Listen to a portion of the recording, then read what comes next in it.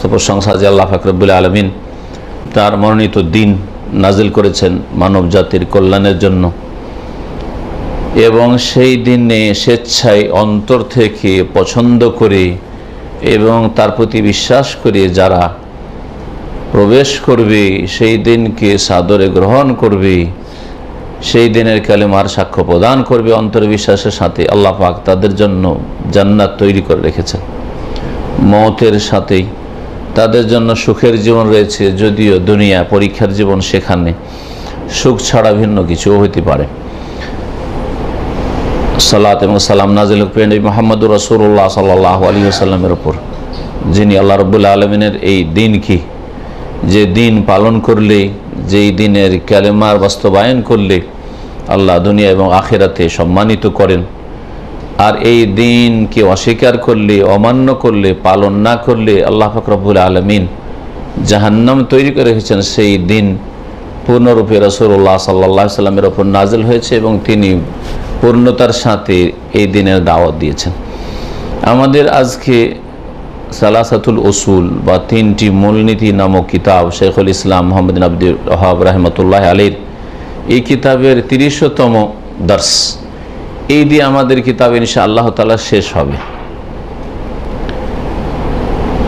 বিষয়বস্তু ছিল তাগুত সম্পর্কে, গত সপ্তাহ বা তার আগের সপ্তাহ থেকে তাগুত সম্পর্কে কয়েকটি আলোচনা হয়েছে বিভিন্ন দিক নিয়ে। কারণ এই তাগুতের বিষয়টি অনেকে না বুঝার কারণে হয় চরমপন্থা অবলম্বন করেছে, বাড়াবাড়ি করেছে, আর না হইলে নিজেরাই তাগুত হয়ে বসে আছে, অথচ জন্মসূত্রে মুসলিম। দুই গুমরাহির এক গুমরাহিতে লিপ্ত হয়েছে। তাগুতকে বুঝতে গিয়ে, বাড়াবাড়ি করতে গিয়ে গুমরাহির এক গর্তে পড়েছে চরমপন্থীরা, আর এক দল, অধিকাংশ মুসলিম সমাজের আজকাল যুবকরা, তারা নিজেরাই জাতিতে মুসলিম হলেও আল্লাহর দিনকে না বুঝার কারণে নিজেরাই তাগুত হয়ে বসে আছে, অথবা তাগুতের তারা খেদমত করছে। এই তাগুত সম্পর্কে মুখ্য তাগুত কয়েকটি লেখক উল্লেখ করেছেন। মুখ্য তাগুত কয়েকটি বলেছেন? 5টি। প্রথম হচ্ছে ইবলিস লানাহুল্লাহ। ইবলিস শয়তান সবচেয়ে বড় তাগুত।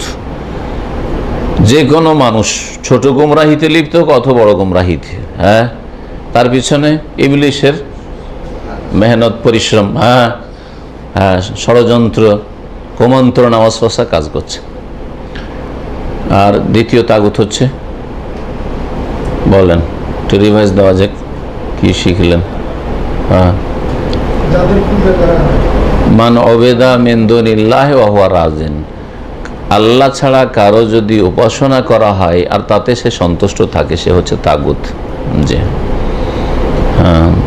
এই ক্ষেত্রে ফেরাউন তাগুত। আর এইরকমই যত যত বাতিল উপাস্য রয়েছে, এবং এই সুফিদের মধ্যে যারাই তাদের সেজদা করা, তাদের জন্য মান্নত পেশ করা, তাদের কবর পাকা করে সেজদা হোক, আস্থানা তৈরি হোক, এইসব যারা পছন্দ করে গেছে বা এইসব শিক্ষা দিয়ে গেছে, তারা এতে সামিল। 3 নম্বর তাগুত হচ্ছে মান্দা এলা ইবাদাতে নাফসিহি, যারা নিজের উপাসনা পূজার দিকে মানুষকে ডাকে। ওটা ছিল যে অন্যরা নিজে থেকে করছে, ওতে সন্তুষ্ট। আর এটা হচ্ছে ডাকছে যে করো পূজা, নিজের ইবাদতের দিকে, উপাসনার দিকে, অথবা অন্যের পূজার দিকে, উপাসনার দিকে। তাহলে বাতিলপন্থী শিরকি ধর্মের যত দায়ী রয়েছে, আহ্বায়ক রয়েছে, তারা হচ্ছে তাগুত। আর নিজের উপাসনা পছন্দ করে, এর শীর্ষস্থানে ফেরাউন, এবং যুগে যুগে বহু ফেরাউন পয়দা হয়েছে, তারা হচ্ছে তাগুত। যারা নিজের উপাসনা, নিজের পূজাকে ভালোবাসে, আল্লাহর গুণ নিজের মধ্যে দাবি করে, জি, এরা হচ্ছে তাগুত। কয়টা হইল? 3টা হয়েছে। 4 নম্বর মানে দাইলমুল গায়ব, মাশাআল্লাহ, যে দাবি করে যে আমি অদৃশ্যের খোঁজ খবর রাখি। জি হ্যাঁ, এই অদৃশ্যের কথা বলার ক্ষমতা আছে। 5 নম্বর হচ্ছে ওমান হাকামা বিগাইরি মা আনজালাল্লাহ, আল্লাহ যে নাজিলকৃত বিধান আল্লাহ রয়েছে, আল্লাহ যে নাজিল করেছেন বিধান, ওহির বিধান, কোরআন সুন্নাহ, এই কোরআন সুন্নাহর বিধান ছাড়া অন্য কিছু দিয়ে যদি সমাধান তারা করে সমস্যার, আকীদার ক্ষেত্রে হোক, ইবাদতের ক্ষেত্রে হোক, অথবা হালাল হারামের ক্ষেত্রে হোক, অথবা আদেশ নিষেধের ক্ষেত্রে হোক, অথবা বিচার সালিসের ক্ষেত্রে হোক, হ্যাঁ, বিচার বিভাগে হোক, যে কোনো ক্ষেত্রে হোক না কেন, এই 5 নম্বর আলোচনাতেই একটা অংশ হচ্ছে, হ্যাঁ, যদি আল্লাহ রাব্বুল আলামিনের নাযিলকৃত বিধান দিয়ে বিচার না করা হয় তাহলে এটা হচ্ছে মুখ্য তাগুত, তাই না? তাহলে তাগুতের ব্যাখ্যায় যেন বিস্তারিত হইল। আল্লাহ রাব্বুল আলামিন ফরজ করেছেন আল হুকম বিমা আনজালাল্লাহ, আল্লাহ যা নাজিল করেছেন তা দিয়ে কি করা, ফয়সালা করা, তা দিয়ে সিদ্ধান্ত পেশ করা। যে কোনো ক্ষেত্রে চূড়ান্ত সিদ্ধান্ত হচ্ছে আল্লাহর নাজিলকৃত ওহী, কোরআন সুন্নাহ। চূড়ান্ত সিদ্ধান্ত আকীদার ক্ষেত্রে কোনটি, যা কোরআন হাদিসে আছে। ইবাদতের কোনটা সহি ইবাদত, কোনটা ভুল ইবাদত, যেটা কোরআন হাদিস সম্মত সেটা হচ্ছে সহি ইবাদত, তাই না? কোনটি হালাল কোনটি হারাম, যেটা কোরআন সুন্নাহ ভিত্তিক কথা, সেটাই হচ্ছে ঠিক। এইরকমই বিচারের ক্ষেত্রে এটা হচ্ছে ফরজ। আল্লাহ নাযিলকৃত বিধান দিয়ে বিচার করা বা সমস্যার সমাধান করা কি ফরজ।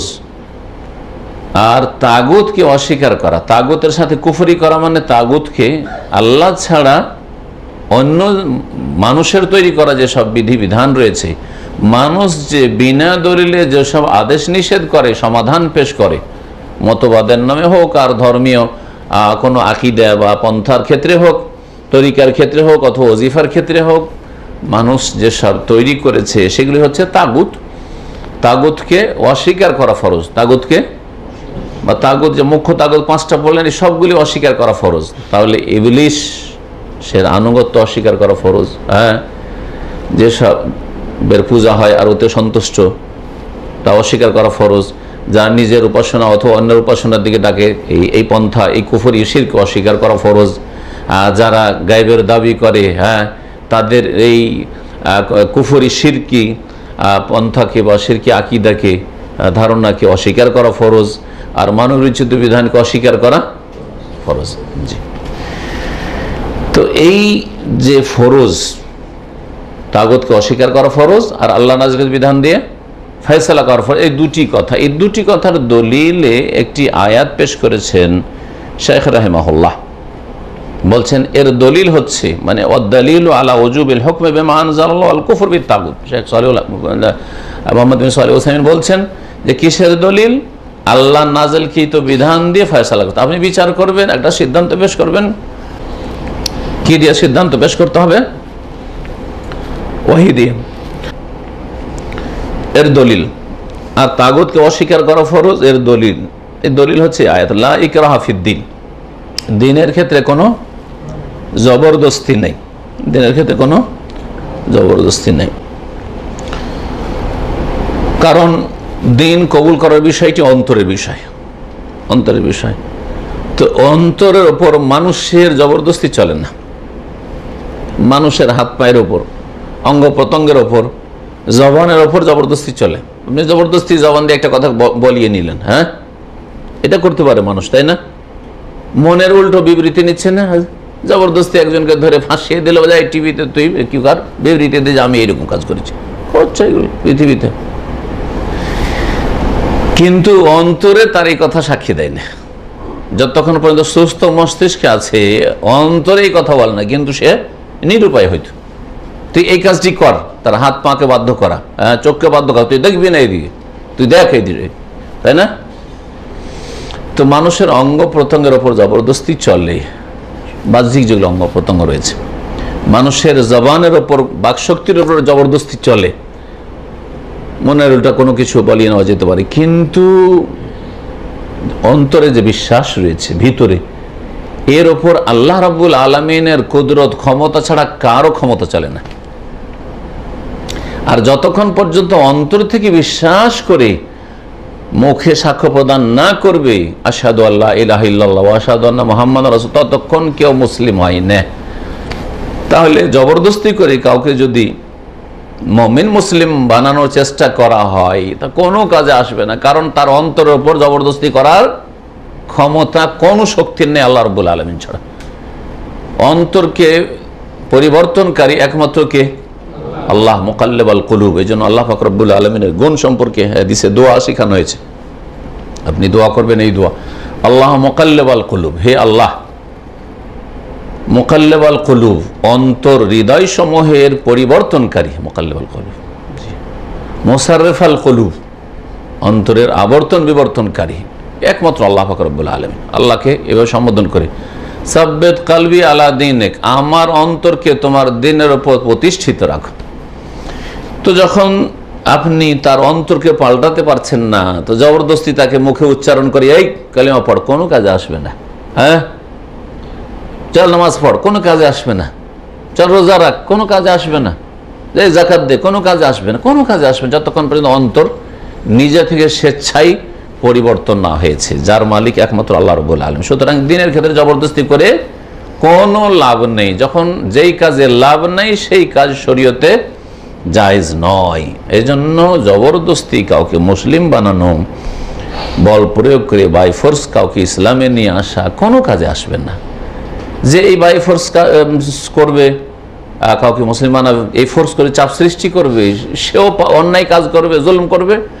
আর যেই ব্যক্তি ফোর্সের কারণে, জবরদস্তি করার কারণে সে মুখে হয়তো বলে দিল যে আমি মুসলিম, আবার মুসলিম হয়ে গেলাম, তারও কোনো কাজে আসবে না, কাজেও আসলো না, আর অন্তরের উপর ক্ষমতাও চলে না। সুতরাং এমন অসার কাজ শরীয়তে জায়েজ নয়।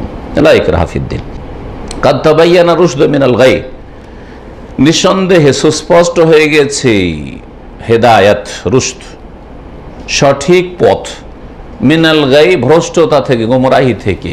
কোনটি সঠিক পথ আর কোনটা ভুল পথ, এটা কি হয়ে গেছে? স্পষ্ট হয়ে গেছে। কিসের মাধ্যমে?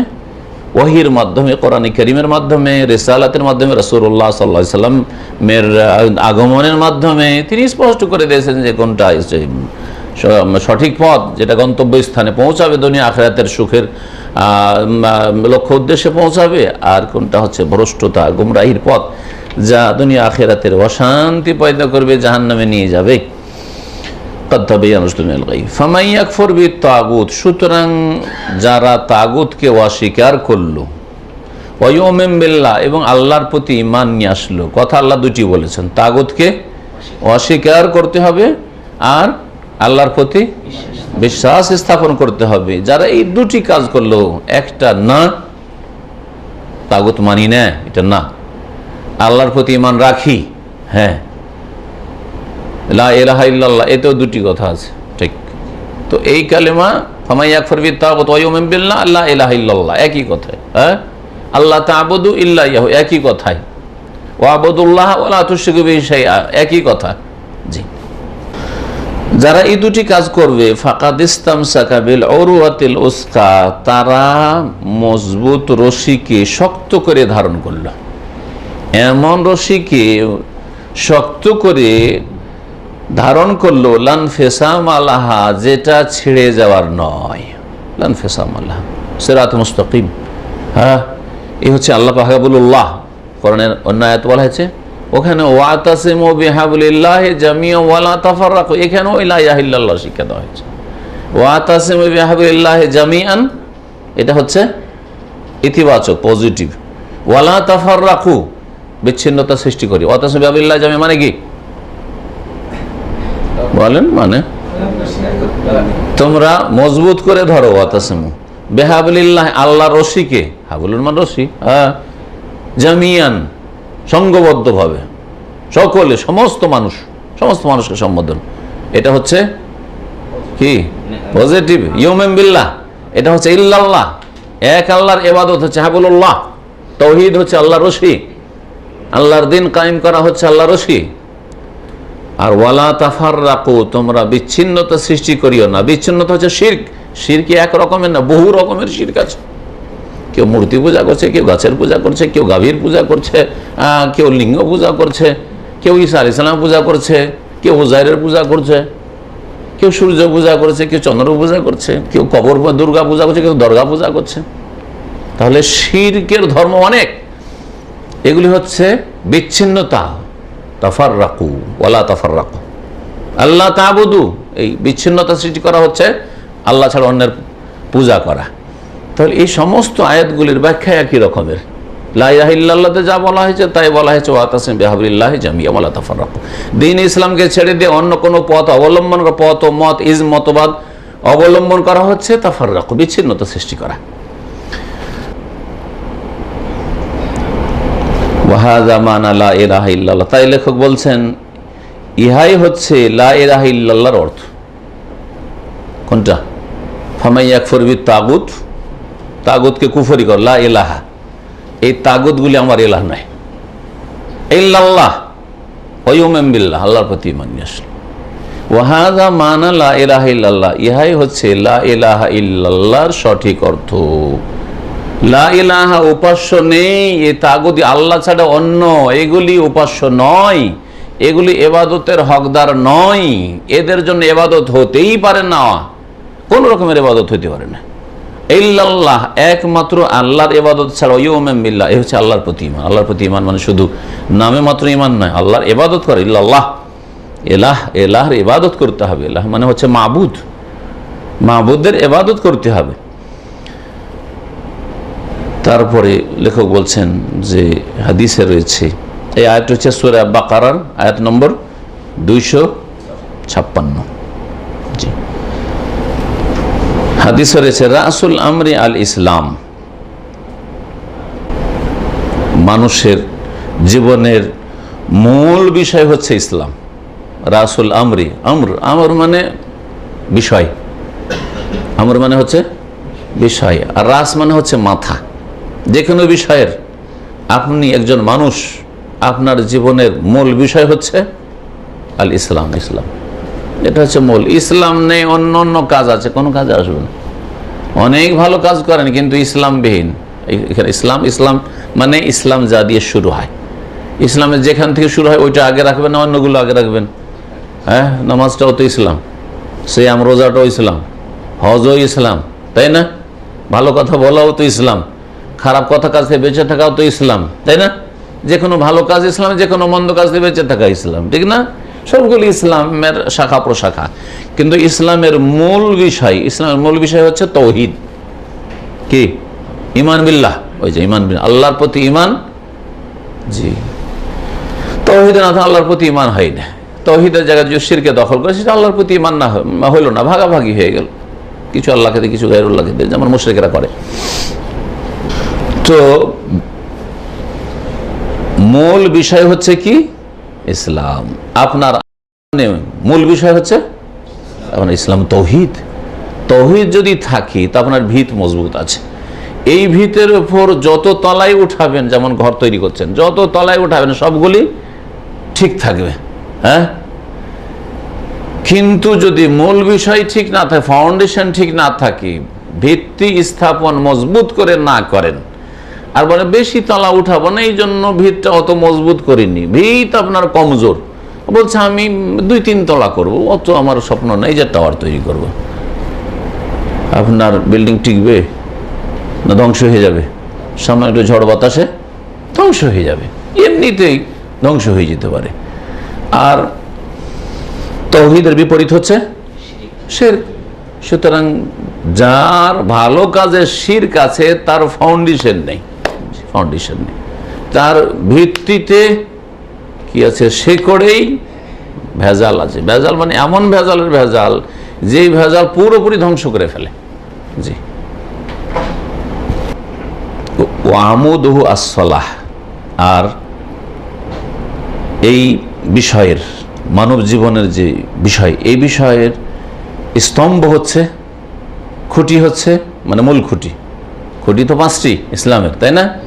ইসলামের খুঁটি 5টি, কিন্তু এখানে বলা হয় শুধু আমুদ বলা হয়েছে, তার মানে এখানে মুখ্য খুঁটি যেটা, হ্যাঁ মূল খুঁটি আমাদের যে লোকেরা বলে, মূল খুঁটি হচ্ছে আসসালাহ, নামাজ, সালাত। তাহলে মূল খুঁটি যদি না থাকে, আসল যেটা পিলার সেটাই যদি না থাকে, তাহলে কখনো সেটা থাকতে পারে না। এই জন্য জাতিতে মুসলিম, কালিমা পড়া মুসলিম বা মুসলিম পরিবারে জন্ম নেওয়া মুসলিম, আর নামাজ নেই, সুতরাং তার ইসলামের যে ভবন রয়েছে সেই ভবন হচ্ছে মূল পিলারবিহীন, হ্যাঁ মূল খুঁটিবিহীন।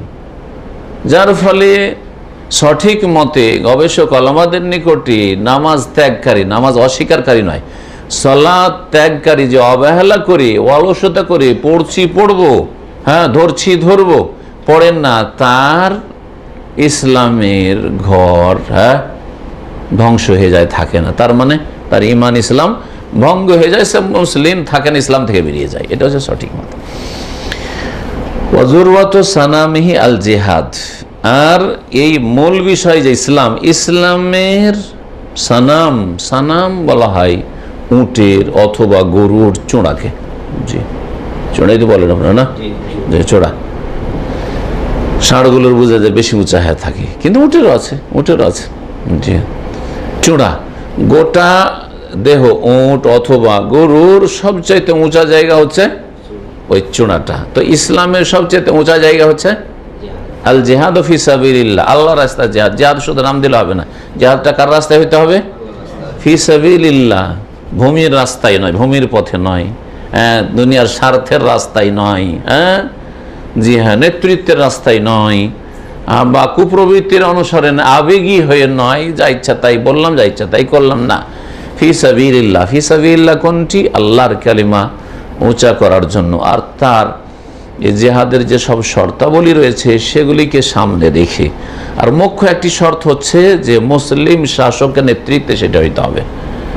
এই শর্ত ছাড়া যারাই জিহাদ করেছে তারাই গুমরাহিতে লিপ্ত হয়েছে, দুনিয়ায় খারেজিদের দলে সামিল হয়েছে।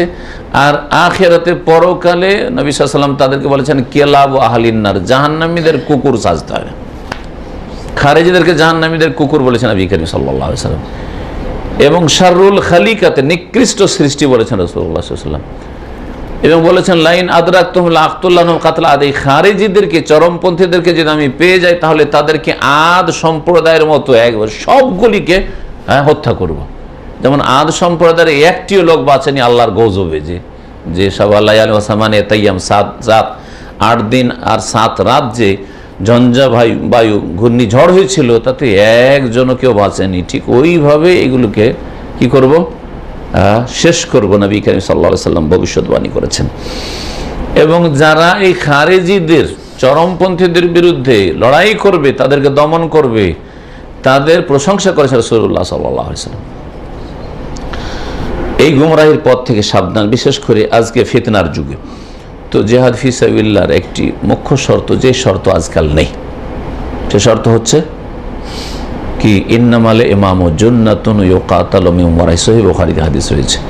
ইমাম, মুসলিম শাসক হচ্ছে ঢাল স্বরূপ, বর্ম স্বরূপ, তার নেতৃত্বে, তার পেছনে থেকে জিহাদ করতে হবে। ইউকাতালু মিন ওয়ারাই, যদি সেটা সশস্ত্র জিহাদ হয় তাহলে। আর মুখের জিহাদ যদি হয়, কলমের জিহাদ হয়, অন্তর থেকে অন্যায়ের প্রতিবাদ করে, অন্যায়কে ঘৃণা করে, আর পাপকে ঘৃণা করে যদি জিহাদ হয়, তাহলে সকলের আছে, এটা সকলের জন্য ফরজ। অন্তরের বিষয়টি সকলের জন্য ফরজ, যে কোনো অবস্থায়, প্রতিকূল অবস্থাতেও। অন্তর থেকে পাপ এবং পাপীকে, অন্যায় এবং অন্যায়কারীকে, জালেম আর জুলমকে ঘৃণা করে প্রতিবাদ করা প্রত্যেকের জন্য ফরজ। আর কথার দ্বারা, কলমের দ্বারা যে কথা বলতে পারবে, কলম ধরতে পারবে, তার জন্য এই জিহাদ করা ফরজ। আর অস্ত্রের জিহাদের বিষয়ে শর্ত হচ্ছে রাষ্ট্রনায়ক, শাসক হইতে হবে। হক কথা বলার জন্য শাসক জরুরি নাই, যে আমি একটা হক কথা বলবো, সত্য কথা, তারপর হক কথা বলে আমি গঠন করতে পারবো না, ভাঙবো, এটা দেখা জরুরি। সব হক কথা সব জায়গায় বললে কাজ হয় নাকি? না একসাথে নবী সাল্লাল্লাহু আলাইহি ওয়াসাল্লাম বলেছেন, সব বলেছেন না? 23 বছর ইসলাম নাজিল হয়েছে। আবার এইটাকে অনেকে বুঝতে ভুল করে, যার ফলে করে কি, হক কথা তো বলে না। আরে হক কথা বলার জায়গাটা তো হইতে হবে। আপনি একাই তাওহীদ বুঝেছেন, আর আপনার গ্রাম সব কবর মাজার পূজারি, আর প্রথমখানে গিয়ে দিলেন একবারে হক কথা বলা ফরজ। তো হক আর বলার ক্ষমতা আছে, আমার তো জবান চলছে, কথা বলতে পারবো না। প্রথমখানে দিলেন এমন করে বললে যে আপনার সেখান থেকে উচ্ছেদ না, আপনার বাড়ি না, ঘর না, কিছুই না, সব কিছু গেল। তাহলে সব কথা সব জায়গায়, হক কথা হইলেও সব জায়গায় সব কথা বলা যায় না। দেখতে হবে যে আমার এই হক কথা বলে উপকার হবে না অপকার হবে, ইসলামের উপকার হবে না অপকার হবে, আমার উপকার হবে না অপকার হবে, আর যাদেরকে হক কথা পৌঁছেছে তাদের উপকার হবে না অপকার হবে, দেখতে হবে না। আমি কিসের খাতিরে বলছি? আমার রাগ মিটাবার জন্য, যে তোদের আচরণ আর তোদের শিরকুফরি পছন্দ হচ্ছে না সেই জন্য বলেনি, না আপনাদের সংশোধনের জন্য? সংশোধনের জন্য। তাহলে সংশোধন হবে কি হবে না এটা দেখতে হবে না? আমি গড়তে পারবো না, ভাঙবো এই কথা বলে দেখতে হবে না? তো এই বিষয়গুলি অত্যন্ত জরুরি, যেগুলি দাওয়াতের ময়দান হেকমত, যে হেকমত না বোঝার কারণে 23 বছরের ইসলামকে একদিনে কারোর চাপিয়ে দিতে চাইলে হবে? রাসূলুল্লাহ 23 বছরে ইসলামকে পূর্ণ মানব জাতি পর্যন্ত মৌসান সাহাবায়ে কেরাম পর্যন্ত, আর আপনি বলছেন একদিনে সবকিছু বলে ফেলবো, বলার সুযোগ পেয়েছি, তখন হবে না? হবে না। ধীরে ধীরে ধীরে ধীরে করতে আপনাকে দ্বীন ইসলামের দাওয়াতের ক্ষেত্রে তাদাররুজ, মানে ধীরে ধীরে কোনটা কখন বললে আমার ফায়দা হবে, যারা শ্রোতা, যাদেরকে সম্বোধন করছি তাদের ফায়দা হবে এবং ইসলামের ফায়দা হবে। কারণ আমি বলছি ইসলামের স্বার্থ, আমার ব্যক্তিগত স্বার্থ নয়। ইসলামের স্বার্থটা বৃহৎ স্বার্থ, আর তারপরে জনগণ যাদের সংশোধনে যে বলছে তাদের স্বার্থ, বৃহৎ স্বার্থ, তাদের সংশোধন করার উদ্দেশ্য। তাদের সংশোধন না হয়ে যদি ওরে আপোষে লড়ে যায়, 2 জন আমার পক্ষে আসবে আর 50 জন 100 জন, তাহলে এইরকম বিষয়গুলি তুলতে হবে না। হিকমতের সাথে আপনাকে কিভাবে তোলা প্রয়োজন আপনি যদি তুলে ধরতে পারেন, উপস্থাপন করতে পারেন তো ভালো কথা, আর না হলে যারা পারে তাদেরকে দিয়ে করান। তো জিহাদ ফি সাবিলিল্লাহ তাহলে 3টি স্তর রয়েছে বললাম না? অন্তরের জিহাদ, কথার কলমের জিহাদ, কথার জিহাদের মধ্যে কলমের জিহাদ, কথাটা আপনি লিখেন অথবা বলেন একই কথাই, তাই না? আর আরেকটা জিহাদ হচ্ছে অস্ত্রের জিহাদ। অস্ত্রের জিহাদের জন্য শর্ত আছে, যে শর্তের কথা বললাম। আর কথা বলার জন্য বললাম যে আপনার এই কথা বলাটা এখানে উপকারী হবে না অপকারী হবে, এই বিষয়গুলি দেখতে হবে। আর অন্তরের ঘৃণার বিষয়ে কাউকে আল্লাহ ছাড়বেন না। পাপ আর পাপীকে ঘৃণা করতে হবে, এটা কাউকে আল্লাহ ছাড়বেন না। আমার বাপ সেই জন্য কি করে অন্তর ঘৃণা রাখবো? হ্যাঁ, আমার মা সেই জন্য অন্তরে শিরকি আকীদা রাখে, কুফরি আকীদা, কি করে ঘৃণা রাখবো? ঘৃণা ফরজ, ঘৃণা রাখা ফরজ। জি হ্যাঁ, একেবারে কিছুই করতে পারছেন না, বল প্রয়োগ করতে পারছে না, শাসক নয়, ক্ষমতা হাতে নেই এবং কলমও ধরতে পারছেন না, মুখও খুলতে পারছেন না, অন্তর থেকে অমাল্লাম ইয়াস্তাতে কিছুই আগের গুলো যদি না করতে পারে, দুটো নবী সাল্লাল্লাহু আলাইহি ওয়াসাল্লাম শেষখানে কি বলছেন? ফাবে কালবেহি, অন্তর থেকে ঘৃণা করে পাপ এবং পাপীকে প্রতিবাদ জানাইতে হবে। আযাফুল ঈমান, আর এই সর্বনিম্ন অন্তরের জিহাদটা হচ্ছে সর্বনিম্ন সবচেয়ে দুর্বল ঈমান। ওয়ালাইসা যালিকা হাব্বাতু খারদাল, ওয়ালাইসা ওয়ারা যালিকা হাব্বাতু খারদাল মিন ঈমান, এর নিচে ঈমান থাকতে পারে না। যেমন পাপকে ভালোবাসেন, পাপীকেও ভালোবাসেন, আপনার কাছে একটা আল্লাহওয়ালা লোক, মাশাআল্লাহ 5 ওয়াক্ত নামাজ পড়া লোক, রোজাদার লোক, আর হালাল হারাম বেঁচে চলে, সেও যেমন যে নজরে দেখেন, আর একটা বেনামাজি কই নজরে দেখেন, এটা চরিত্রহীন কই নজরে দেখেন, এটা মদখোর কই নজরে দেখেন, এটা সুদখোর কই নজরে দেখেন, একই নজরে দেখেন, আপনার ঈমান নেই, ঈমান নেই আপনার। তো আশা করি জিহাদ ফি সাবিল বিষয়টি বুঝে নিয়ে আমরা কমপক্ষে এই জিহাদগুলো তো করি, এগুলো তো না আজকাল মুসলিম সমাজে। হ্যাঁ, মানুষকে আপনি বিএ ক্লাসের পড়া পড়াবেন, ক্লাস 1 জানেন না, কথা ঠিক কিনা বলেন? অন্তরের ঘৃণা করে প্রতিবাদ করতে হবে, এটা হচ্ছে ক্লাস 1। ক্লাস 1-এর লেখাপড়া জানেন আজকাল মুসলিম। আর ওকে যদি বিএমএ, মাস্টার ডিগ্রি, পিএইচডি করান, বাইরের গিয়ে আমি ডিগ্রি কলেজে ভর্তি করতে হবে? কখনো হবে না। জিহাদ ফি সাবিলিল্লাহকে কি বলা হয়েছে ইসলামের? যুরওয়াতু সানাম, জি, চূড়ার ওপর ভাগ বলা হয়েছে। কারণ চূড়াতে উঠতে কষ্ট লাগে, পাহাড়ে যদি চূড়া হয় বেশি কষ্ট লাগে, লাগে না? লাগে না? ঠিক তেমন জিহাদ ফি সাবিলিল্লাহ কষ্টকর, মানুষকে অসন্তুষ্ট করা। হ্যাঁ ভাই, এই লোকটি খারাপ, সেদিন ওর সাথে অত খাতির রাখবো না, ও তো আমি টেলিফোন যোগাযোগ রাখবো না, ও তো তার সাথে আমি আদান প্রদান রাখবো না, হ্যাঁ ওর সাথে মহব্বত রাখবো না, ওর অত দাওয়াতও নিতে যাব না, ওকে দাওয়াতও দেবো না, এটা কষ্টকর আজকে। কারণ ওখানে স্বার্থে আঘাত লাগবে, দেখছে যে না ভাই, এই ফাসেক, সুদখোর, ঘুষ করবে, মানে বেনামাজি, এই টাকা পয়সাওয়ালা, ওর কাছে বেশি দুনিয়ার স্বার্থ টাকা পয়সা পাওয়া যাচ্ছে, আর একটা নামাজি, ওর পয়সা নেই, কি দিবে আমার? দেখেন, হ্যাঁ, তো এইরকম চূড়ায় উঠতে কষ্ট লাগছে। জি হ্যাঁ, হক কথা বললে মানুষ বেজার হয়ে যাবে, লোকে কি বলবে, আজকাল লোকের সমালোচনার ভয়ে কথা বলতে চান না। বাড়িতে বিদাত হচ্ছে, শিরক হচ্ছে, আপনার মা মারা গেছে, পাপ হচ্ছে, কিচ্ছু বলছেন না আপনি, লোকে কি বলবে? জি, তাহলে কষ্টকর জিহাদ ফি সাবিলিল্লাহ। তার উপরে যদি হয় তাহলে তো ওয়া কুরহুন লাকুম, আল্লাহ পাক বলেছেন, বড়ই কষ্টকর। জি, তারপরে আর একটা দিক আছে যে ওপরে উঠে যেতে পারলো, হ্যাঁ, যে কোনো জিনিসের, যে কোনো বিষয়ের, যে কোনো বস্তুর ওপর ভাগটা হচ্ছে গুরুত্বপূর্ণ। জি হ্যাঁ, ওপর ভাগটা হচ্ছে গুরুত্বপূর্ণ। সুতরাং ধীরে ধীরে উঠতে উঠতে উঠতে তো মাশাআল্লাহ আপনি একবার উচ্চ শিখরে উঠে গেছেন, উন্নতি করেছেন।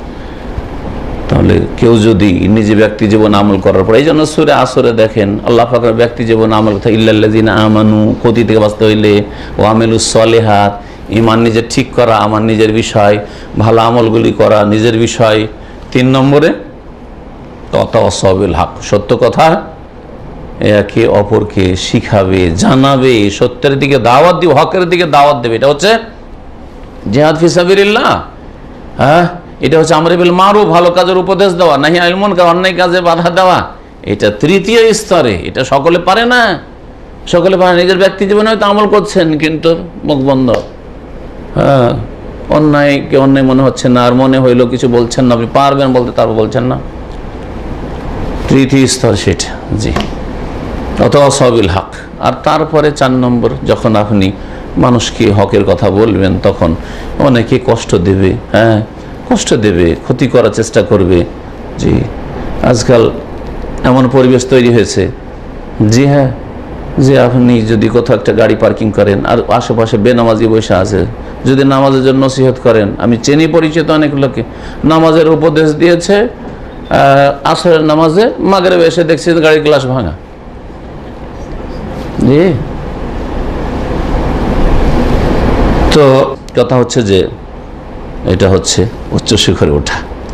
আমার ক্ষতি হোক, কিন্তু একটা হক কথা কিন্তু ভালোভাবে বলবেন আপনি। হ্যাঁ, সবসময় আল্লাহ পাক ভালোভাবে বলতে বলছে, নরম ভাষা। আল্লাহ পাক ফেরাউনের সামনে তো নরম ভাষায় বলতে বলে। সুতরাং বেনামাজিকেও যে নামাজের কথা বলবেন, সেটা আপনি কর্কশ ভাষায় বলবেন না, কষ্টদায়ক ভাষায় বলবেন না, আঘাতমূলক ভাষায় বলবেন না। এগুলো দাওয়াতের বিষয়। যাই হোক, এই হাদিস পেশ করলেন লেখক রাহমাতুল্লাহ আলাইহি।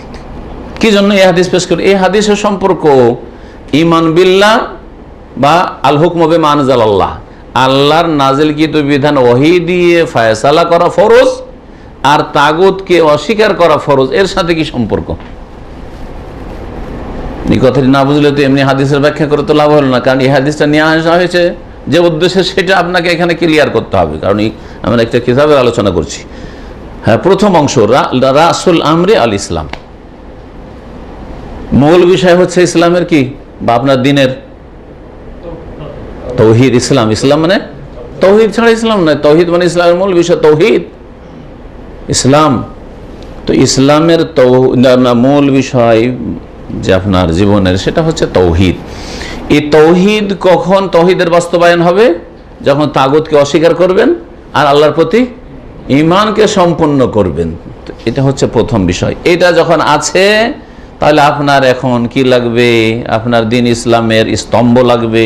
মূল স্তম্ভ হচ্ছে সালাত, আর তারপরে আরও যে ইসলামের স্তম্ভ রয়েছে 5টি, আপনাদের জানা রয়েছে, সেগুলি ঠিক হবে। আর তারপরে জিহাদ ফি সাবিলিল্লাহর কথা, যেটাকে অনেকে ইসলামের 6ষ্ঠ স্তম্ভ বলেছেন। এখানে শুনে রাখবেন যে জিহাদ ফি সাবিলিল্লাহকে অনেকে ইসলামের 6 নম্বর খুঁটি বলেছেন। যেমন ঈমানের 6টি স্তম্ভ রয়েছে, ঠিক তেমনই ইসলামের 6টি স্তম্ভ আছে অনেকের কাছে। জিহাদ ফি সাবিলিল্লাহ বললে আজকাল বেশি মানুষ শঙ্কিত, অথবা শব্দটি মানে স্পর্শকাতর, তো আপনি ওইটাকে আরেক ভাষা দিয়ে বলতে আল আমর বিল মারুফ ওয়া নাহি আনিল মুনকার, এই ভাষা দিয়ে বলেন। ওইটা সেটা হচ্ছে ইসলামের প্রথম স্তম্ভ হচ্ছে লা ইলাহা ইল্লাল্লাহ মুহাম্মাদুর রাসূলুল্লাহর সাক্ষ্য প্রদান করা। 2 নম্বর স্তম্ভ হচ্ছে সালাত কায়েম করা, এটা হচ্ছে মূল খুঁটি। আর 3 নম্বর হচ্ছে যাকাত প্রদান করা। 4 নম্বর হচ্ছে রমজানের সিয়াম, রোজা রাখা। আর 5 নম্বর হচ্ছে বাইতুল্লাহ জীবনে একবার হজ করা। 6 নম্বর হচ্ছে আল আমরু বিল মারুফ ওয়ান নাহি আনিল মুনকার, ভালো কাজের আদেশ দেওয়া, উপদেশ দেওয়া, আর অন্যায় কাজে বাধা দেওয়া। আরে আপনার কাছের লোক থেকে শুরু করবেন। আল্লাহ পাক রব্বুল আলামিন কোরআনে কারীমে রাসূলুল্লাহ সাল্লাল্লাহু আলাইহি ওয়াসাল্লাম কাছের লোক থেকে শুরু করতে বলেছেন। ওয়া আনজির আশিরাতাকাল আকরাবিন, নবী তুমি সতর্ক করো তোমার নিকট আত্মীয়দেরকে। আপনার নিকট আত্মীয় আপনার ঘরে সবসময় আপনার কাছে, আপনার জীবন সঙ্গিনী, আপনার স্ত্রী যদি বিবাহিত হন, আপনার ছেলে মেয়ে, আপনার বাপ মা, মূল আর শাখা, এই হচ্ছে একটা পরিবার। আর তারপরে তখন আপনার ভাই বোনেরা, আর তারপরে তখন চাচাতো মামাতো খালাতো যারা আছে, আপনার শ্বশুর বংশ আর আপনার মায়ের বংশ, হ্যাঁ আপনার বাপের বংশ ইত্যাদি, খালা ফুফু ইত্যাদি, চাচা মামা, এগুলো হচ্ছে আশিরাতাকাল আকরাবিন। দাওয়াত দিতে হবে। কিসের দাওয়াত? হ্যাঁ, আমর বিল মারুফ, ভালো কাজের উপদেশ দেন। আর অন্যায় কাজ যদি থাকে সমাজে, পরিবারে, তাহলে অন্যায় কাজে বাধা দেন। আর বাধা দেওয়ার, অন্যায় কাজে বাধা দেওয়ার, ভালো কাজের উপদেশ দেওয়ার 3টি স্তর আছে। যেমন সহিহ মুসলিমের হাদিসের দিকে ইঙ্গিত করলাম একটা অংশ বলে শুধু। তারপরে লেখক রাহিমাহুল্লাহ বলছেন ওয়াল্লাহু আলাম। এখান থেকেই কিতাবটি শেষ। হাদিসটি কোথায় আছে বলিনি, হাদিস মুসনাদ আহমদে আছে। এই হাদিসটি মুসনাদ আহমদে আছে, ইমাম আহমদের কিতাব। আর ইমাম তিরমিজি হাদিসটি সংকলন করে তার কিতাবে রয়েছে। ইবনে মাজাতে হাদিসটি রয়েছে। হাদিস সহিহ। রাসুল আমরি আল ইসলাম ও আমুদুহু আসসালাহ ওয়া যুরওয়াতু সানামিহি আল জিহাদু ফি সাবিলিল্লাহ। তারপরে লেখক বলছেন আল্লাহু আলাম। আল্লাহু আলাম মানে আল্লাহ সবচেয়ে বেশি জ্ঞানী। আলাম ইসিম তাফজিলের থেকে আল্লাহ, যে আল্লাহু আলিমুন মানে আল্লাহ সর্বজ্ঞ, সবকিছু জানেন, কিন্তু আলাম মানে সবচেয়ে বেশি জানেন, সর্বাধিক জ্ঞানী। জি, আল্লাহ সর্বাধিক। আল্লাহ আলাম, আল্লাহ আলাম, এই কথাটি বলা রাসূলুল্লাহ সাল্লাল্লাহু আলাইহি ওয়াসাল্লাম, সাহাবায়ে কেরামদের সুন্নাত। এবং এই শিক্ষা আল্লাহ পাক রব্বুল আলামিন দিয়েছেন, তার রাসূল সাল্লাল্লাহু আলাইহি ওয়াসাল্লাম দিয়েছেন। মূসা এবং খেজর আলাইহিস সালাম, এই দুই নবীর, খেজর আলাইহিস সালাম নবী ছিলেন, ওলি টলি দিয়ে এই যে মত আর ওলি আর ওলিয়ারা এমন এমন এলেম রাখে যেটা নবী রাখে না, এটা বড় কুফরি কথা, বেয়াদবি কথা সুফিদের, পীরদের।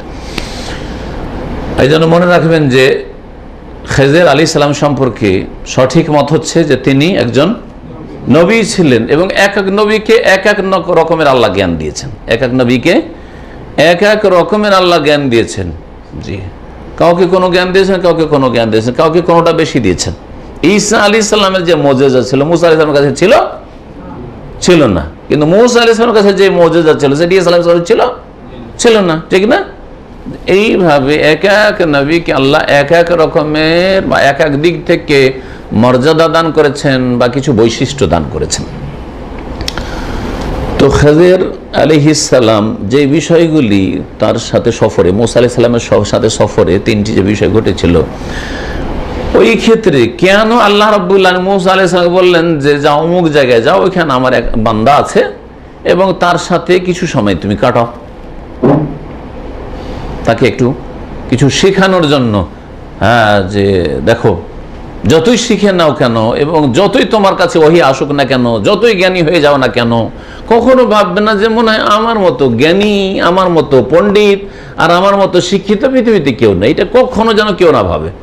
যদি আল্লাহ পাক রব্বুল আলামিন তার এত বড় রাসূল, যার উম্মতের সংখ্যা মুহাম্মদ রাসূলুল্লাহ উম্মতের পরে সবচেয়ে বেশি, মুসা আলাইহিস সালাম, মুসা আলাইহিস সালাম উম্মতের চাইতে বেশি লোক কোনো নবীর উম্মতে নাই, নবী সাল্লাল্লাহু আলাইহি ওয়াসাল্লাম ছাড়া। সেই উম্মত, এই উম্মত সবচেয়ে বেশি সংখ্যাগরিষ্ঠ। তারপরেই মুসা আলাইহিস সালামের উম্মতের সংখ্যা। সেই মুসা আলাইহিস সালাম, সহিহ বুখারীতে হাদিস আছে যে মুসা আলাইহিস সালাম আর খেজর আলাইহিস সালামের ঘটনাই, যে কামা খাতিবান ফি বানি ইসরাইল, বানি ইসরাইলে বক্তব্যের জন্য, খুতবার জন্য উঠলেন। আর বক্তব্য এত সুন্দর করলেন বক্তব্য, এমন সুন্দর করে মানুষকে বুঝাইলেন, লোকেরা এসে জিজ্ঞেস করলো যে আপনার চাইতে বেশি জ্ঞানী আর পৃথিবীতে কেউ আছে? আমাদের মনে আর নেই। কথা মিথ্যা ছিল না। মানব জাতির মধ্যে যাদেরকে লোকেরা চেনে, খেজর আলাইহিস সালাম খবর রাখতো না, কিন্তু বনি ইসরাইল যাদেরকে চেনে, বা ওই যুগে আর মুসা আলাইহিস সালামের যুগে আর অন্য কোনো নবী ছিল না, একমাত্র খেজর আলাইহিস সালামের সম্পর্কে আল্লাহ জানছেন, কিন্তু মুসা আলাইহিস সালামকে খবর নেই। তো মুসা আলাইহিস সালামের যতটা জ্ঞান, হ্যাঁ জ্ঞানের পরিধি যেটা, তাতে তিনি সত্য কথা বলেছেন। মুসা আলাইহিস সালামকে যখন জিজ্ঞাসা করা হইল, লোকেরা জিজ্ঞেস করলো বনি ইসরাইলের যে আপনার চাইতে বেশি জ্ঞানী কেউ আছে কি, তখন তিনি বললেন লা, না, আমার চাইতে বেশি জ্ঞানী। বাহ্যিক ঠিক বলছে, আমার কাছে ওহী আসছে, আমার উপরে তাওরাত নাযিল হয়েছে, আমি রাসূল আল্লাহর পক্ষ থেকে, আমার কাছে ওহী আসছে সকাল বিকেল, ওহীর মাধ্যমে কথা বলছে, তো আমার চাইতে বেশি আর জ্ঞানী কে হইতে পারে? হ্যাঁ, কিন্তু পৃথিবীর কোন আলেমের এই দাবি করার ক্ষমতা আছে? পৃথিবীর কোন ডাক্তারের এই দাবি করার ক্ষমতা আছে? না, কারণ তাদের কাছে ওহী আসে না। কিন্তু মূসা আলাইহিস সালামের দাবি করা আপন জায়গায় বাহ্যিক ঠিক ছিল, কিন্তু আল্লাহ রাব্বুল আলামিনকে কথা ঠিক হইলেও আরেকটু কথা তাকে বলা উচিত ছিল, যেটা বলেননি, সেজন্য আল্লাহ পছন্দ করেননি। ওখানে এই শব্দটি রয়েছে বা এই বাক্যটি রয়েছে, এটা বলার জন্য। ইসলাম ইয়ারুদ্দুল ইলমা ইলাইহি বলে লা বললেন, লা না বলে ইসলাম ইয়ারুদ্দুল ইলমা ইলাইহি, দিকে জ্ঞানের হাওয়ালাটা কেন করলো না? মূসা আলাইহিস সালাম কেন এই কথা বললেন না যে আল্লাহই ভালো জানেন? যখন জিজ্ঞাসা করা হয়েছিল আপনার চাইতে বেশি জ্ঞানী কেউ আছে, তখন মূসা আলাইহিস সালাম বলতেন আল্লাহু আলাম, আল্লাহই ভালো জানেন। হতে পারে আমি বেশি জ্ঞানী, আবার এর ব্যতিক্রম ঘটতে পারে, কোনো দোষ হইতো না, এবং কোন রকম আল্লাহ পাকড়াও করতেন না, ধরতেন না, এবং শিখার জন্য পাঠাইতেন না খেজুরের কাছে, যে দুটা তিনটা কথা যাও, তাতে একটা তোমার অভিজ্ঞতা হবে যে কিছু কিছু জিনিস আছে যেটা আমার চোখের আড়ালে আছে, যদিও খেজুরের চাইতে অনেক বেশি তিনি জানেন অন্য সাবজেক্ট। জি, যদি সব দিক থেকে দেখা যায় তাহলে মূসা আলাইহিস সালাম খেজুরের চাইতে অনেক বেশি জ্ঞানী, এতে কোনো সন্দেহ নাই, এবং খেজুরের চাইতে মূসা আলাইহিস সালাম মর্যাদা বেশি, এতে কোনো সন্দেহ নেই। এই জন্য সুপারিশের ক্ষেত্রে যেসব কিয়ামতে বিচার দিবসে যেসব নবী রাসূলদের কাছে যাবেন মানুষরা, তাদের মধ্যে মূসা আলাইহিস সালামের কথা উল্লেখ হয়েছে, ঈসা আলাইহিস সালামের কথা উল্লেখ করা হয়েছে, ইব্রাহিমের কথা, নূহের কথা, আদম আলাইহিস সালামের কথা, কিন্তু খেজুরের কথা উল্লেখ করা হয়নি। হয়েছে? সব শেষে ফিরে আসবেন শাফাতের জন্য কার কাছে? মুহাম্মদুর রাসূলুল্লাহ সাল্লাল্লাহু আলাইহি ওয়াসাল্লামের কাছে। ইসলাম ইয়ারুদ্দাল ইলমা ইলাইহি, এই কথাটি মনে রাখবেন। কেন মূসা আলাইহিস সালাম এই কথা বললেন না যে আল্লাহর দিকে ইলমকে ফিরিয়ে দিলেন না? রাদ্দা ইয়ারুদ্দু মানে ফিরিয়ে দেওয়া, আল্লাহর দিকে চূড়ান্ত জ্ঞানকে কেন ফিরিয়ে দিলেন না যে আল্লাহই বেশি ভালো জানেন, চূড়ান্ত জ্ঞানের মালিক, আমি ভাই বলতে পারছি না? এই কথা কেন বললেন না? তাহলে একটা বিষয়ে যতই বেশি জানেন আপনি, একবারে ঘটনার পুরোপুরি আপনি জানেন, একটা ছোট্ট একটা ঘটনায় বয়ান করছেন, কিন্তু ঘটেছে, সবকিছু জানছেন, তারপরে বলে আল্লাহ আল্লাহ, আল্লাহ ভালো জানেন, এটা হচ্ছে শরীয়তের কথা। ওটা হচ্ছে নবী করিম সাল্লাল্লাহু আলাইহি ওয়াসাল্লামের এই হাদিসের কথা, যা মূসা এবং খেজর আলাইহিস সালামের ঘটনায় আল্লাহ পাক বা রাসূলুল্লাহ সাল্লাল্লাহু আলাইহি ওয়াসাল্লাম শিখিয়েছেন। তখন আল্লাহ রাব্বুল আলামিন বললেন যে ঠিক আছে, তুমি যখন বলে যে লা বলে দিলে, তো যাও, আমার একটা বান্দা আছে, ওর কাছ থেকে দুই একটা জিনিস জেনে এসো, তাহলে উপলব্ধি হবে যে এমনও কিছু জ্ঞান আছে যেটা আমার এখানে আসেনি, আমার চোখের আড়ালে আছে, জানা নেই। তাই লেখক বলছেন আল্লাহু আলাম, আল্লাহ, আমি যা বললাম দিন সম্পর্কে, তিনটি মূলনীতি সম্পর্কে, তবে আল্লাহ সবচেয়ে বেশি জানেন, আল্লাহ সবচেয়ে, মানুষ ত্রুটির ঊর্ধ্বে না, মানুষ ত্রুটির ঊর্ধ্বে নয়, সুতরাং আল্লাহ রাব্বুল আলামিন সবচেয়ে বেশি জানেন। ওয়াসাল্লাল্লাহু আলা মুহাম্মাদিন ওয়া আলিহি ওয়া সাহবিহি ওয়া সাল্লাম, আল্লাহ রাব্বুল আলামিনের রহমত বর্ষিত হোক মুহাম্মদ সাল্লাল্লাহু আলাইহি সাল্লামের উপর, ওয়া আলিহি এবং তার বংশধরের উপর, ওয়া সাহবিহি আর তার সাথী সঙ্গী সাহাবায়ে কেরামগণের উপর রাদিয়াল্লাহু আনহুম, ওয়া সাল্লাম এবং সালাম বর্ষিত হোক, শান্তির ধারা বর্ষিত হোক। আল্লামা শাইখুল ইসলাম রাহমাতুল্লাহ আলাইহি বলছেন যে খাতামা শাইখুল ইসলাম মুহাম্মদ বিন আব্দুল্লাহ রাহিমাহুল্লাহু তাআলা রিসালাতু হাযিহি বিরাদ্দিল ইলমি ইলাল্লাহি আযজা ওয়া জাল। শাইখুল ইসলাম মুহাম্মদ আব্দুল্লাহ রাহমাতুল্লাহ আলাইহি তার এই পুস্তিকাটি, যে তিনটি মূলনীতি পুস্তিকাটিকে শেষ করলেন, সমাপ্ত করলেন বিরাদ্দিল ইলমি ইলাল্লাহি আযজা ওয়া জাল, মহান আল্লাহর দিকে চূড়ান্ত জ্ঞান ফিরিয়ে দেওয়ার মাধ্যমে, আল্লাহু আলাম বলার মাধ্যমে। যেমন বললাম যে নবী সাল্লাল্লাহু আলাইহি ওয়াসাল্লামের হাদিসেই রয়েছে। জি, তারপরে ওয়াসসালাতু ওয়াসসালাম আলা নবিহি, এবং সালাত এবং সালাম পেশ করেছেন তার নবী মুহাম্মদ সাল্লাল্লাহু আলাইহি ওয়াসাল্লামের উপর। ওয়া বিহাযা ইনতাহাত আল উসুলুস সালাসা, আর এর মাধ্যমে তিনটি মূলনীতি নামক কিতাব, উসুলে সালাসা কিতাব শেষ হলো। ওমা ইয়াতাআল্লাকু বিহা, তিনটি মূলনীতির সাথে সম্পর্কীয় যেসব বিষয়গুলি ছিল, আল্লাহ রাব্বুল আলামিন সম্পর্কে জ্ঞান অর্জন করা, আল্লাহর দ্বীন সম্পর্কে জ্ঞান অর্জন করা, এবং আল্লাহ রাসূল সাল্লাল্লাহু আলাইহি ওয়াসাল্লাম সম্পর্কে জ্ঞান অর্জন করা, এর সাথে সংশ্লিষ্ট যে বিষয়গুলি ছিল সেগুলি উল্লেখ করা হইল। ফানাসারুল্লাহ তাআলা, মহান আল্লাহর কাছে কামনা করি, আন ইউসিবা মুআল্লিফাহা, যেন আল্লাহ রাব্বুল আলামিন এই কিতাবের লেখক, মূল লেখককে উত্তম প্রতিদান দান করেন, আহসানা সওয়াব, ওয়াইয়াজআল লানা নাসিবান মিন আজরিহা ওয়া সওয়াবে, এবং আল্লাহ পাক আমাদেরকেও নেকির এবং সওয়াবের প্রতিদানের একটা অংশ দান করেন। ওয়াইয়াজমা'না ওয়া ইয়্যাহু ফি দারে কারামাতি, এবং আমাদেরকে তার সাথে, লেখকের সাথে, ভাষ্যকারের সাথে এবং সমস্ত আম্বিয়া রসুলগণের সাথে, সাহাবায়ে কেরামগণের সাথে, তাবেইন, তাবা তাবেইন এবং এই উম্মতের আইম্মায়ে কেরামদের সাথে, সিদ্দিকিন, সালেহিন, সোহাদা, নেক সৎকর্মশীল লোকদের সাথে আল্লাহ পাক যেন তার সম্মানের স্থানে যা আল্লাহ তৈরি করে রেখেছেন মুমিন মুসলিমদের জন্য, মুত্তাকিনদের জন্য জান্নাতুল ফিরদৌসে একত্রিত করেন। ইন্নাহু জাওয়াদুন করিম। আলহামদুলিল্লাহি রাব্বিল আলামিন ওয়া সাল্লাল্লাহু সাল্লাম আলা নবিয়িনা মুহাম্মদ ওয়া আলা আলিহি ওয়া সাহবিহি ওয়া সাল্লাম তাসলিমান কাসীরা। আলহামদুলিল্লাহি রাব্বিল আলামিন। আজকে আর কোনো প্রশ্ন আছে? প্রশ্নের আগে তাই খেজর আলাইহিস সালাম পুরো ঘটনা শুনলে, যদি একদিন শুনে তো 1.5 ঘন্টা লাগবে। তো এখানে তো 1.5 ঘন্টা সময়, তো কিছুদিন পরে যদি চান মনে করিয়ে দেবেন, আমি নিয়ে এসে শুনিয়ে দেবো। আছে তারপরেও যদি, হ্যাঁ আছে, ইউটিউব আছে মনে হয়। আজকে একটা গুরুত্বপূর্ণ বিষয় উল্লেখ করি যেটা এই মৌসুমের সাথে সম্পর্কিত, জরুরি। সেটা হচ্ছে যে আজকে হচ্ছে জিলকাদা মাসের কত তারিখ? 28 তারিখ। কালকে 29-এর পরে সন্ধ্যাবেলা চাঁদ দেখার জন্য চেষ্টা করার জন্য সৌদি আরবে আলহামদুলিল্লাহ মুসলিম সরকার, ইসলামিক সরকার ঘোষণা করা হয়েছে। সাধারণ যে কোনো মুসলিম খবর দিতে পারে, নিকটবর্তী কোনো কোর্টে, আদালতে এই সংবাদ পৌঁছাতে পারে, চাঁদ দেখার জন্য বলা হয়েছে। কারণ সৌদি আরবে যেমন রমজানের চাঁদ দেখার গুরুত্ব রয়েছে, তেমনি এই জিলহজ মাসের চাঁদ দেখার গুরুত্ব রয়েছে। কিসের কারণে? আমাদের দেশে শুধু রমজান মাসের চাঁদ দেখার গুরুত্ব রয়েছে, ঠিক না? কারণ রোজা সারা বিশ্বের সমস্ত মুসলিমকে রাখতে হবে, কিন্তু এই দেশে যেহেতু বাইতুল্লাহর হজ হচ্ছে আর সারা বিশ্ব থেকে মানুষরা আসছে, তারপরে এখানে আরাফা হচ্ছে, এই আরাফার দিন আর হজের দিন নির্ভরশীল এই চাঁদ দেখার উপর। চাঁদ যদি একদিন পিছিয়ে যায় তাহলে আরাফা একদিন পিছিয়ে গেল, আর হজের কি বলছে কোরবানির দিন এটাও পিছিয়ে গেল। যদি আমাদের দেশেও কোরবানি হচ্ছে, এই জন্য গুরুত্ব রাখে না আমাদের দেশের লোকেরা এই কোরবানির এটাকে অত গুরুত্ব দিয়ে চাঁদ দেখা দেখির বিষয়টাকে নেই না, যেমন রমজান মাসের বিষয়টিকে নিচ্ছে।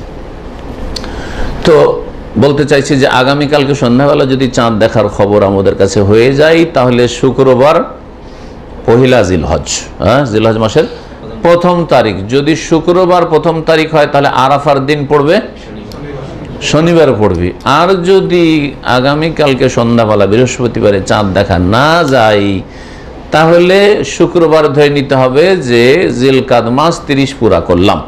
শুক্রবারের সন্ধ্যাবেলা আর চাঁদ দেখার কোনো প্রয়োজন নেই, কারণ 30-এর পরে আর বাড়ে না আরবি মাস। তখন শনিবার থেকে আমরা কি ধরবো? পহিলা জিলহজ ধরবো। পহিলা জিলহজ যদি শনিবার হয় তো শনিবার 8 দিন, আর রবিবার হবে 9 তারিখ, রবিবার হবে আরাফার দিন। সোমবারে তখন চলে যাবে ঈদুল আজহা, কোরবানির দিন, ঠিক না?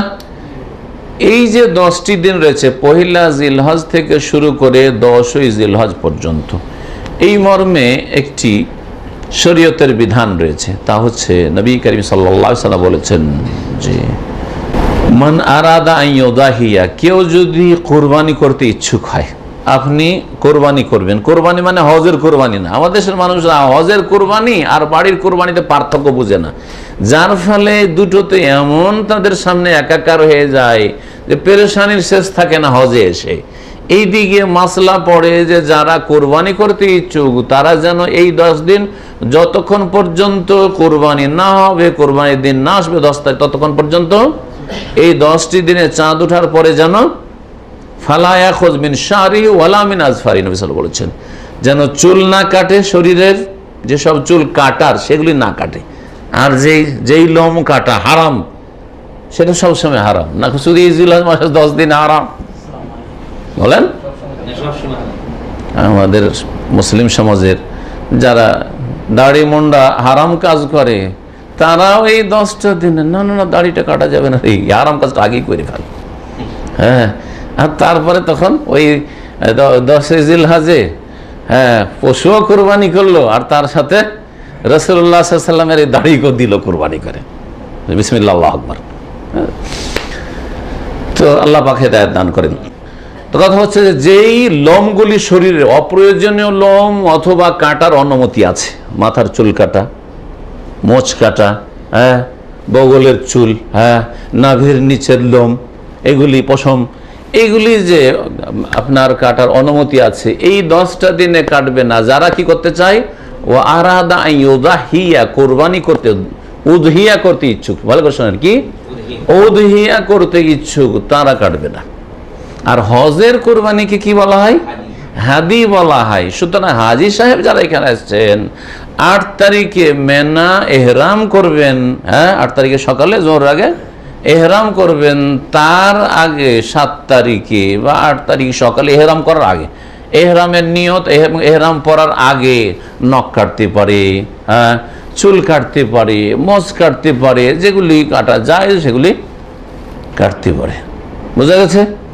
কিন্তু আবার জরুরি না। অনেকে আবার ভুল বুঝে যে এহরামের আগে মনে হয় নখ কাটতেই হবে, এহরামের আগে মনে হয় নাভির নিচের খোঁজ খবর নিতেই হবে, এহরামের আগে মনে হয় বগল সাফ করতে হবে। না, এগুলো ভুল কথা। এই অজ্ঞতার কারণে, এই জেহালতের কারণে মিকাতগুলিতে গিয়ে বাথরুমে ঢুকে, তাইফের মিকাতে যান আর মদিনার মিকাত, বাথরুমে ঢুকে আধা ঘন্টা 40 মিনিট বিকাশ করছে। কি আরে গেছে মদিনা থেকে, হয়তো গেছে দামাম থেকে ওই সন্ধ্যাবেলা বেরিয়েছেন, আর সকাল হইতে হইতে আপনার বগলের চলে এত বড় হয়ে গেছে। হ্যাঁ, জেহালতের অজ্ঞতার শেষে নেই। গিয়ে ওখানে বাড়িতে সাফ করে গেল না, নিজের বাসায় সাফ করে গেল না, ওই মিকাতে গিয়ে বাথরুমে ঢুকে সাফ করবে। মনে করে যে এখানে এসে যেমন এহরাম বাঁধতে হবে, তেমনই আমার এখানে চুলগুলো রেখে যেতে হবে এখানে। এত মূর্খতা মুসলিম সমাজে, যার ফলে মানুষকে কষ্ট দেয়। দাঁড়িয়ে আছেন আধা ঘন্টা লাইন দিয়েও বেরোইছেন না, বলেছেন গোসল করলে কতক্ষণ লাগে? 10 মিনিট লাগে গোসল করতে, খুব বেশি। আর তারপরে কি এমন গোসল, হ্যাঁ, যে ফরজ গোসল নাকি? আর ফরজ গোসল কেন তো সময় লাগে? 5-7 মিনিটে গোসল হয় না? হতে পারে না। সুবহান, আধা ঘন্টা লাইন দিয়ে দাঁড়িয়ে আছে, বেরোই না, সব কিছু সাফ করছে, শুরু করেছে এদিক ওদিক থেকে সব শুরু করছে। জি হ্যাঁ, আউযুবিল্লাহ, অজ্ঞতার শেষ নেই। তো যারা হাজি সাহেবরা ওই 8 তারিখে এহরাম করবে, তাদের জন্য জরুরি নাই যে নখ বড় হয়নি, মোজ বড় হয়নি, কাটবে না, বড় হয়েছে কাটবে, জায়েজ আছে। কিন্তু যারা কোরবানি দিবেন, কোন কোরবানি? ওযিয়া, হাদি নয়, কোরবানি দিবেন মানে কোনটা কোরবানি? ওযিয়া কোনটাকে বলে? নিজের বাড়িতে যেটা কোরবানি করছেন। হ্যাঁ, হাজি সাহেবের কোরবানি এখানে হাদিও হচ্ছে, মানে হজে তামাত্তু আর কিরানেরও হাদি হচ্ছে কোরবানি। আর বাড়িতেও যেহেতু স্ত্রী ছেলে মেয়েকে রেখে এসছে, হয়তো কেউ থাকার না থাকে, একটা কোরবানি বাড়িতেও দিচ্ছে, তখন সে বেঁচে থাকবে কিসে থেকে? ফালা ইয়াখুয মিন শারিহি ওয়ালা মিন আযফারি, চুল কাটবে না এই 10 দিন, আর নখ কাটবে না। অন্য হাদিসে ওয়ালা বাশারাতিহি, আর যদি কোনো জায়গায় শরীরের চামড়া কোনো জায়গায় একটু কাটার দরকার হয়, ওটাও করবে না, কাটাকাটি করবে না শরীরের কোনো জায়গা, এই কাজটা করবেন না। এই কাজটি করার না জায়েজ। ইচ্ছা করে আপনি কোরবানি করছেন, আপনার বাড়িতে কোরবানি, এখানে হোক অথবা দেশে হোক, আপনার নামে কোরবানি হচ্ছে, আপনি হচ্ছেন বাড়ির মালিক। আর যদি এই 10 দিনের মধ্যে কোনো সময় আপনি চুল কাটেন অথবা নখ কাটেন অথবা শরীরের চামড়ায় অস্ত্র ব্যবহার করেন, তাহলে গুনাহগার হবেন। আপনি নাজায়েজ কাজ করলেন, গুনাহগার হবেন, তওবা ইস্তেগফার করতে হবে। এর জন্য কোনো কাফারা নেই কেউ যদি এরকম কাজ করে। তবে নবী করিম সাল্লাল্লাহু আলাইহি ওয়াসাল্লাম যখন নিষেধ করেছেন বেঁচে থাকবেন, তাই আশা করি আগামীকালকে সন্ধ্যা পর্যন্ত আপনারা যাদের অপ্রয়োজনীয় চুল অথবা নখ কাটার প্রয়োজন রয়েছে, এগুলো পরিষ্কার পরিচ্ছন্ন হয়ে যাবে এই 10টা দিনের জন্য। কারণ অধিকাংশ ভাইদের কোরবানি বাড়িতে আছে হয়তো। এই ক্ষেত্রে এই হুকুম শুধু মালিকের জন্য, যেই ব্যক্তি অভিভাবক হয়ে কোরবানি করছে তার জন্য প্রযোজ্য। ধরেন আপনি, আপনার সাথে আপনার স্ত্রী আছে, আপনার ছেলে মেয়ে আছে, সকলেই চুল কাটবে না, সকলেই নখ কাটবেন না, আপনার স্ত্রী ওই হুকুম পালন করবে, এর কোনো দলিল নেই। হ্যাঁ, তবে যদি মনে করে যে আমাদের সবাইকে একটা কোরবানিতে সামিল করা হচ্ছে, হ্যাঁ, আপনার স্ত্রীর নামে যদি আলাদা একটা কোরবানি থাকে, একটা খাসি তার নামে হচ্ছে, একটা গরু তার নামে হচ্ছে, বা একটা ভাগ তার নামে হচ্ছে, তখন তার আবার তার বিষয়টি আলাদা। কিন্তু একটা কোরবানি দিয়ে এক পরিবারের জন্য একটা খাসি একজন এবং তার পরিবার, তার স্ত্রী ছেলে মেয়েদের জন্য যথেষ্ট। এটা হচ্ছে সঠিক মত। নবী সাল্লাল্লাহু আলাইহি ওয়াসাল্লামের একটি হাদিস রয়েছে। তো এই কোরবানিতে শুধু আপনি এই চুল কাটা আর কি বলছে নখ কাটা, এগুলো থেকে বেঁচে থাকবেন। আপনার বাড়ি যে সদস্যরা রয়েছে ছেলে মেয়েরা, তাদের ক্ষেত্রে নিষেধাজ্ঞা নেই, তবে তারা যদি বেঁচে থাকে তো ভালো কথা। আল্লাহু আলাম। ওয়া সাল্লাল্লাহু আলা নবিয়িনা মুহাম্মদ ওয়া আলা আলিহি ওয়া সাহবিহি আজমাইন। এটার সাথে আরেকটা ব্যাক করলে কোনটা? নামাজ পর্যন্ত এটা হলো না, কুরবানি দেয়া পশু জবাই করা পর্যন্ত, পশু জবাই করা পর্যন্ত, পশু জবাই কোরবানির পশু জবাই করে তারপরে তখন আপনি, জি হ্যাঁ, ঈদের নামাজ পড়ে এসে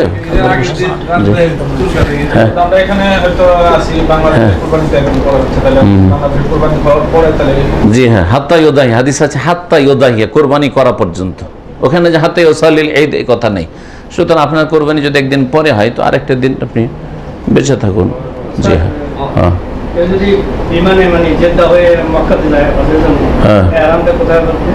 কেউ যদি বিমানে হজে আসে আর জেদ্দায় নামে, জেদ্দা হচ্ছে দাখিলে মিকাত, মিকাতের ভিতরের জায়গা, ভিতরের শহর, তার আগে জেদ্দায় ফ্লাইট যদি নামে, শোনেন, পূর্ব দিক থেকে এসে ভারত, বাংলাদেশ, পাকিস্তান থেকে অথবা দাম্মাম, রিয়াজ থেকে, এগুলো হচ্ছে পূর্ব দিক, তাই না, ইরাক, এসব এলাকা থেকে পূর্ব দিক থেকে এসে যদি নামে তাহলে প্রথম মিকাত পড়ছে তায়েফ। সুতরাং তায়েফের কাছাকাছি হলেই ঘোষণা সাধারণত করায় হজ মৌসুমে, বা সৌদি এয়ারলাইন্সে সারা বছরই ঘোষণা করে, ওমরার জন্য অনেকে যেতে থাকে সেই জন্য।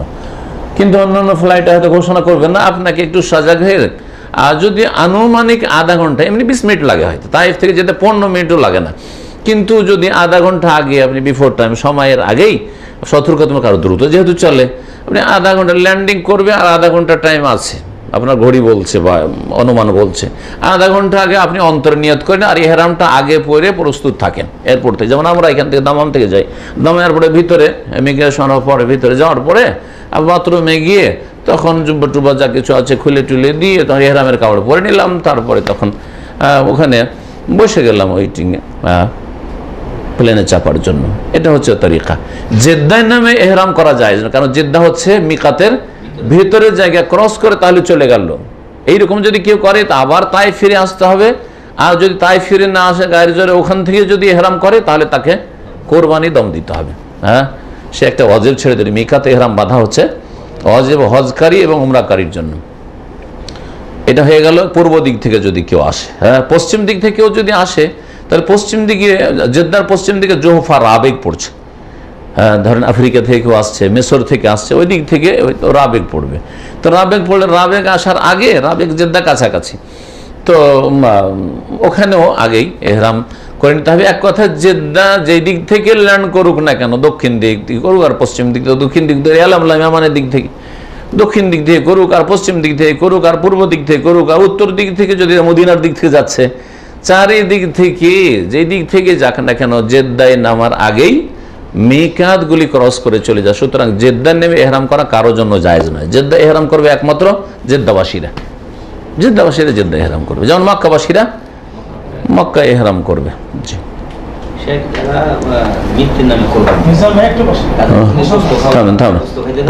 হ্যাঁ, টাইম হয়ে যাচ্ছে নাকি? মৃতের নামে যদি কোরবানি করা হয় তো আলেমদের দ্বিমত রয়েছে যে মৃতের নামে কোরবানি করা যাবে কি যাবে না। অধিক সতর্কতা যারা সুন্নতের অনুসারী, শোনেন, যদি সুন্নতের কোরআন সুন্নাহর অনুসারী হন তাহলে নবী সাল্লাল্লাহু আলাইহি ওয়াসাল্লাম সাহাবীরা শুধু মৃতের নামে কোরবানি এরকম করতেন না। যার ফলে নবী সাল্লাল্লাহু আলাইহি ওয়াসাল্লাম সাহাবায়ে কেরামদেরকে যদি আদর্শ মনে করেন তাহলে মৃত ব্যক্তির নামে কোরবানি করবেন না। জীবিতের নামে কোরবানি করে মৃতদেরকে তাতেই শামিল করেন। যেমন আপনি আপনার নামে আপনার স্ত্রী ছেলে মেয়ে নিয়ে একটা কোরবানি করছেন, বাপ মা মারা গেছে বা দাদা দাদি মারা গেছে, ওদেরকে আল্লাহ তুমি সওয়াবে শামিল করি আমার এই কোরবানিতে, এভাবে শামিল করেন। তাহলে আপনি খান, মিসকিন গরিবকেও খাওয়ান, আত্মীয় স্বজনকে, বন্ধু বান্ধবকে খাওয়ান, ঠিক আছে। আর এক দল বলছেন যে এইরকম করাই ঠিক না, মৃতের নামে কোরবানি করাই ঠিক না। এক দল বলছেন যে হ্যাঁ জায়েজ, কারণ এটা হচ্ছে আর্থিক ইবাদত, আর্থিক ইবাদত দিয়ে ইসালে সওয়াব করা যেতে পারে, নেকি পৌঁছানো যেতে পারে। এই যুক্তিতে নবী সাল্লাল্লাহু আলাইহি ওয়াসাল্লাম সাহাবীরা করেছেন, এইরকম কোনো যুক্তিতে নয়, যাবে। যদি এই ফতোয়াই যদি দেন অথবা দিচ্ছি ধরেন, তাহলে বলবো যে এটা হচ্ছে সাদাকা। কি এটা? সাদকা। কারণ মৃত ব্যক্তিকে নেকি পৌঁছার জন্য নবী সাল্লাল্লাহু আলাইহি ওয়াসাল্লাম বলছেন আও সাদাকাতিন জারিয়া, মানুষ মারা যাওয়ার পরে তার কাছে নেকি পৌঁছবে কি দিয়ে? সাদাকা দিয়ে। সাদকা যখন, তো সাদকা কি আপনার জন্য খাওয়া জায়েজ? আপনার ছেলে মেয়েকে সাদকা খাওয়ানো জায়েজ? জায়েজ নয়, তাহলে কোরবানি যখন মৃতের নামে গোটা একটা পশু হচ্ছে অথবা একটা ভাগ হচ্ছে, তাহলে পুরোটাই কি করতে হবে? যারা সাদকা খেতে পারবে, যাদের জন্য সাদকা খাওয়া হালাল, তাদেরকে দিয়ে দেবে। তারা হচ্ছে ফোকারায় ও মাসাকিন। সুতরাং পুরো গোস্ত আপনাকে দান করতে, গোটা গরু যদি মৃতের নামে করেন, গোটা গরু আপনি মিসকিনকে দিয়ে দেন, জীবিতই দিয়ে দেন যে তোমরা জবাই করে খাও, আর না হলে জবাই করার গোস্ত বিতরণ করে দেন পুরা। আর যদি গোটা একটা ভাগ মৃতের নামে করেন, যেমন করছেন বাংলাদেশে প্রচলন রয়েছে, তাহলে ওই ভাগের গোস্তটা পুরো মিসকিনকে দিয়ে দেন। আর যখন এই কথা সমাজে বলবেন, গোস্ত খেতে যেহেতু পাবে না, সেই জন্য কোরবানি করা মৃতের নামে কমে আসবে, বন্ধ হয়ে যাবে, না হয়ে কমে আসবে। বোঝা গেছে?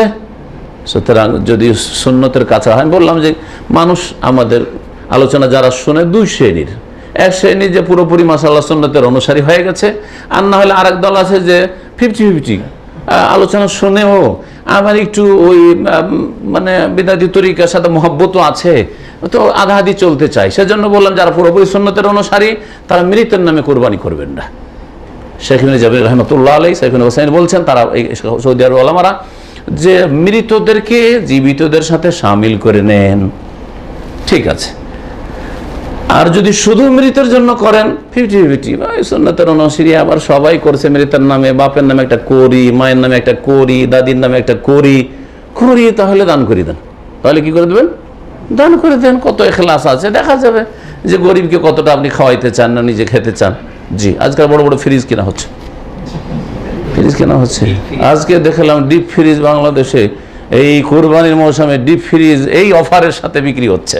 আজকেরই খবর এটা, কারণ গোটা বছর ধরে রেখে খাবে, গরিবকে দেবে না।